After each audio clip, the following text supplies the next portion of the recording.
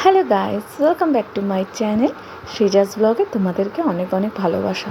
তো চলো, আজ থেকে আমরা প্রায় ব্যাগ প্যাকিং শুরু করে দিয়েছি। কারণ ব্যাগ প্যাকিং করতে গেলে সত্যি কথা বলতে মাথাটা প্রচণ্ড পরিমাণে খারাপ হয়ে যায়।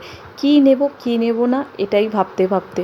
আর সঙ্গে হচ্ছে আমরা 4জন মানুষ, তো সবার জন্যে জামা কাপড় প্যাক করতে হবে। আর সঙ্গে শুধু জামা কাপড় না, আরও অনেক কিছু, দুর্গাপুজো বলে ব্যাপার, তো জিনিসপত্র তো অনেক বেশি হয়ে যায়। আর আমরা তো যেহেতু ফ্লাইটে করে যাব, খুব বেশি জিনিসপত্র নিলেও সমস্যা আছে। তো মেপে ঝোপে নানান ধরনের জিনিসপত্র ভেবেচিন্তে নিতে হবে। আর পুজো মানে বুঝতেই পারছো, জিনিসের পরিমাণটাও বেড়ে যায় আর ওজনের পরিমাণটাও বেড়ে যায়। তো সেই অনুসারে আমি আমার দেখো ব্যাগ প্যাকিং শুরু করে দিয়েছি। তো এত ড্রেস এবছর কিনেছি সৃজার জন্য, আমার জন্য, পুপুর জন্য। তো সেই ড্রেসগুলো সত্যি কথা বলতে পুজো তো পেরিয়ে যাবে, কিন্তু ড্রেস শেষ হবে না। আর একটার পর একটা কিনতে কিনতে মনে হয় এটা কিনবো, ওটা কিনবো, সেটা কিনবো, কিনতে কিনতে কিন্তু অনেক ড্রেস কেনা হয়ে গেছে। দুবেলা ধরে যদিও পরি তাহলেও কিন্তু শেষ করতে পারবো না। তাই দুবেলার অনুসারে ড্রেস নিয়ে বাকিটা কিন্তু রেখেই যাচ্ছি, যাকে ওইগুলো জন্মদিনের সকালে বা অন্যান্য কোনো কিছুতে পরিয়ে দেওয়া যাবে ছেলে মেয়েকে। তো সেই জন্যে সেই অনুসারে কিন্তু আমি ব্যাগ প্যাকিং শুরু করে দিয়েছি।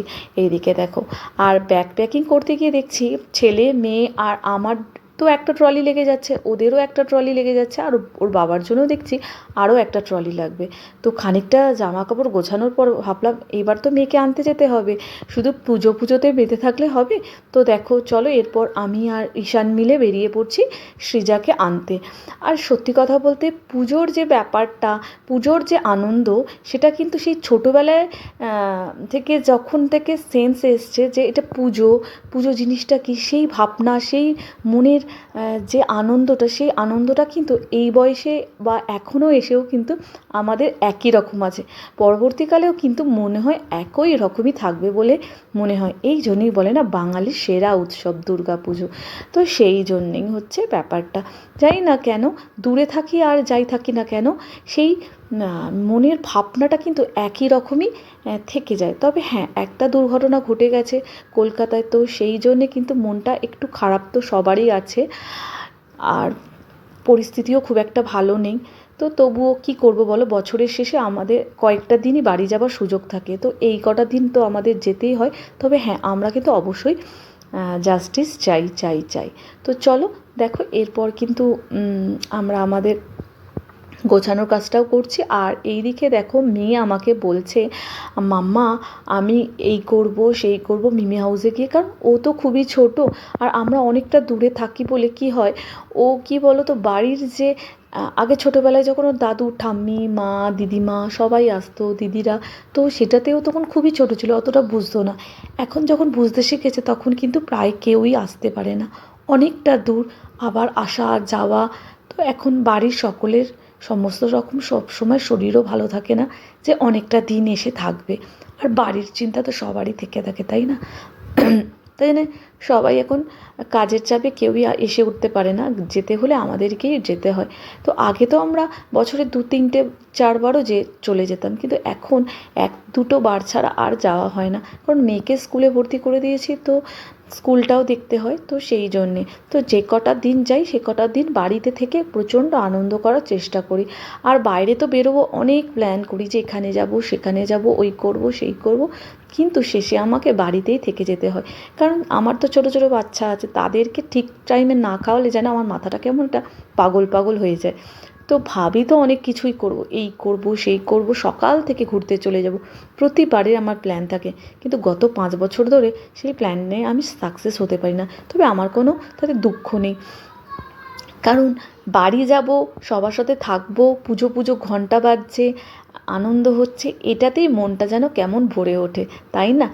আর ছোটোবেলাতে জানো তো, যখনই ষষ্ঠী আসতো আর মা বলে দিত এই ঠাকুর চলে এসছে তাড়াতাড়ি যা, সে কী যে মজা হতো তোমাদের কী বলবো। সেই মজাটা কিন্তু আমাদের এখনও পর্যন্ত বর্তমান আছে। এমন নয় যে সময়ের সঙ্গে সঙ্গে কমে গেছে, ঠিক একই রকম। তাই আমি মনে মনে ভাবছিলাম, যতই আস্তে আস্তে আমরা অনেক বড় থেকে বড় এবং বুড়ো হয়ে যাই না কেন একটা সময়, কিন্তু মনির সেই দুর্গাপুজোর আনন্দ, সেই ছোটোবেলার সেই ফিলিংসটা কিন্তু থেকেই যায়, তাই না?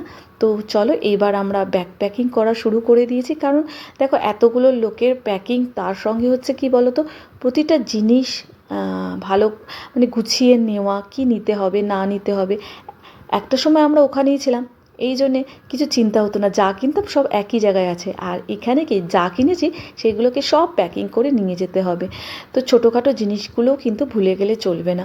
তো সেই জন্যেই, আর ছেলে মেয়ে আছে তো তাদের অনেক রকম দরকারি জিনিসপত্র থাকে, তো সেইগুলোকেও কিন্তু প্যাক করতে হবে। তো সেই জন্য দেখো আমাদের প্যাকিং চলছে।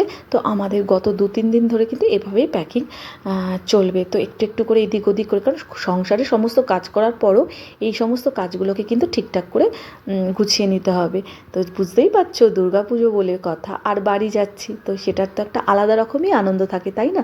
তোমরা যারা বাইরে থাকো তারা তো বোঝোই বাড়ি ফেরার মজাটাই কত, তাই আমাদেরও খুব মজা হচ্ছে আজকে। আর পুজো পুজো ভাব তো মনের মধ্যে একদম গণেশ চতুর্থী থেকেই শুরু হয়ে গেছে।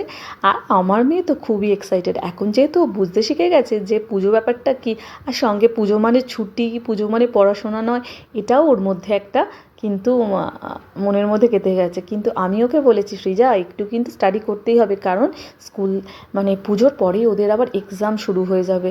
তো সেই জন্যে তো এই শাড়িটাও আমি একটা অনলাইনে নিয়েছিলাম। অনলাইনে কিন্তু শাড়ি আমি কোনো দিন কিনিনি, এই ফার্স্ট টাইম আমি একটা অনলাইনে শাড়ি কিনেছিলাম। তো দেখো কেমন হয়েছে, কোয়ালিটিটাও খুব ভালো আর দেখতেও খুব সুন্দর। এটা এই 1400 টাকার মতো নিয়েছিল শাড়িটা, কিন্তু কোয়ালিটিটা খারাপ নয়, খুবই ভালো। তো চলো, আর শাড়ির কেনাকাটি কিন্তু করতে গেলে আমি কখনোই অনলাইনে করি না, অবশ্যই কলকাতায় বেনারসি নিকেতন বা আদি ঢাকেশ্বরী এই সমস্ত জায়গাগুলো থেকেই নিয়ে আসি, কারণ এখানে না কোয়ালিটিগুলো খুবই ভালো হয়। তো আর অনেক ধরনের ভ্যারাইটিসও থাকে। তো আর শান্ত বলে, সবই যদি এখান থেকে কিনে নিই, কলকাতায় গিয়ে তাহলে কী কেনাকাটি করব, সেই মজাটাও তো নিতে হবে, তাই না? তো চলো, সেই জন্যে কিছুটা কেনাকাটি কলকাতার জন্য তুলে রেখেছি। আর পুজো শুরু হওয়ার সত্যি কথা প্রায় 2-3 মাস আগে থেকে আমরা প্রায় কেনাকাটি শুরু করে দিয়েছি, কিন্তু এখনও পর্যন্ত কেনাকাটি শেষ করে উঠতে পারছি না, কারণ সমস্ত কেনাকাটির দায়িত্বই যেহেতু আমার।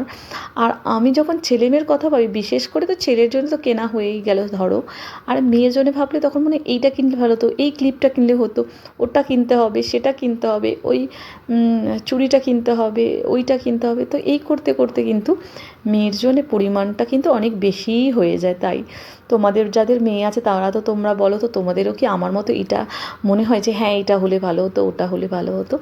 তো দেখো, কেনাকাটি তো হয়েই যাবে, আর সবাই সুস্থ থাকুক, সবাই ভালো থাকুক এই কামনা করি। আর এইদিকে আমরাও কিন্তু যাওয়ার জন্য তৈরি করে নিচ্ছি। দেখো খুব মজা হচ্ছে আমাদের। এদিকে দেখো ট্রলি গোছাচ্ছে, আর মেয়ে বলছে, মাম্মা আমার কিন্তু এইটা নিও, আমার কিন্তু ওটা নিও, আমার টয়েসটা নিয়ে যাবি তো? আমি বললাম, হ্যাঁ বাবা, তোর সব কিছু নেবো। ও নিজের জন্য কিন্তু একটা ট্রলি গোছাচ্ছে, বলছে তুই যখন এটা গোছাচ্ছিস তাহলে আমি আমার ব্যাগ গুছিয়ে ফেলি। তো ও ওর কিচেন সেট, ওর নানান ধরনের জিনিসপত্র নিচ্ছে, আর এইদিকে দেখো আমি আমার ব্যাগ গোছাতেই ব্যস্ত। আর ওকেও দেখছি যে কি করছে না করছে, ওরও বেশ মজা হচ্ছে। মাম্মা আবার বলছে, মামা তুই কি আজকে আমায় ছুটি দিবি? আর সব কথাতেই এখন ও হচ্ছে, মামা আজকে তো তুই এই সমস্ত কাজগুলো করছিস, তাহলে আজকে আমার ছুটি হয়ে যাক। বলি, না বাবা, এখন কদিন আমরা থাকবো না, তখন তো অনেকটা দিন ছুটি থাকবে, তোমার 15-20 দিন মতো। তো সেই জন্য এখন তো স্টাডিটা করে নিতেই হবে, কারণ এসে এক্সাম, তোমাদের বারে বারে বলছি। তো বাচ্চাদের কি ভুলে যাওয়ার চান্সেসটা অনেক বেশি থাকে, আর খেলায় মত্ত হয়ে গেলে তো ব্যাস হয়ে গেল। তো এভাবেই চলছে গোছাগুছি, প্যাকিং। আর তোমরাও কি এখনও পর্যন্ত যারা দূরে থাকো প্যাকিং শুরু করে দিয়েছো আমার মতো? অবশ্য আমি মনে হয় একটু বেশি পাগলামি করছি, তাই না কি মনে হচ্ছে আমার? তো চলো তারপরে প্যাকিং ট্যাকিং করে দেখো ছেলে মেয়েকে আবার আমি খাইয়ে দিচ্ছি, ওর সৃজাকে খাইয়ে দিচ্ছি, খাইয়ে দিয়ে তারপরে একটু স্টাডি করিয়ে নেবো। কারণ এই সময়টাতে জানোই তোমরা, দুপুরবেলাটাতেই ও স্টাডি করে, আর সন্ধে হয়ে গেলে ও কিন্তু একদমই স্টাডি করতে চায় না। পাপা এসে যাওয়া মানে ওর কাছে হচ্ছে একদম স্টাডি নয়। তো দেখো ঈশানও ও যেহেতু দিদিকে খাওয়াচ্ছি তো সেখান থেকে একটা দুটো ভাত তুলে ও খাচ্ছে। তো চলো ওকে এখন খাইয়ে নিই, খাইয়ে দাইয়ে একটু স্টাডি করিয়ে নেবো ঈশান সৃজা দুজনকে। তো ঈশানও বসে যায় যখন সৃজাকে পড়াই। তো ঈশানও কিন্তু অনেক কিছু শিখে গেছে, কালার্স, শেপ, তারপর ABCD 1 2 এগুলো তো শিখেই গেছে, অনেক আগে ও শিখে গেছে। প্রায় 2 বছর থেকেই ও এই সমস্তগুলো বলতে পারে, চিনতে শিখে গেছে আস্তে আস্তে। ওকে আমি লেখাও প্র্যাকটিস করাচ্ছি। তো ও এখন A লিখতে পারে, B লিখতে পারে, C লিখতে পারে। তো হাতের গ্রিপটা যাতে ভালো হয়, পেন্সিলটা কেমনভাবে ধরতে হবে, এগুলো কিন্তু ওরও জানার আগ্রহ আছে, আমারও শেখানোর